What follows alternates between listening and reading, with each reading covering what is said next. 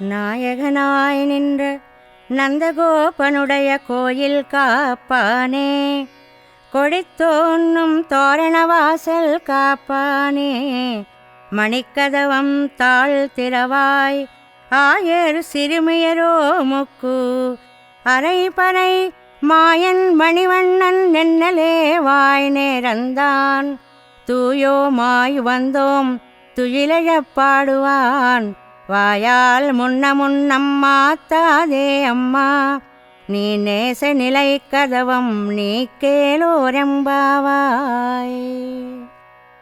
గోపికలు ఇలా ఒకరినొకరు లేపుకొని అందరూ కలిసి నందగోపిని భవనం చేరారు.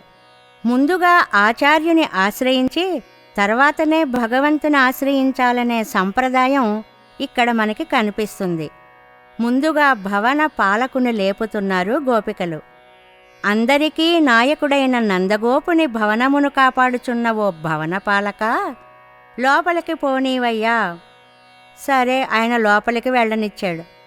జెండా తోరణాలతో ప్రకాశించే ద్వారాన్ని కాపాడుతున్న ద్వారపాలక, మణిమయమైన గడియలు తెరవవయ్యా అన్నారు. మాయావి మణివర్ణుడు అయిన శ్రీకృష్ణుని పరా అనే వాద్య విశేషాన్ని ఇస్తాను అంటే ప్రార్థించడానికి వచ్చాం.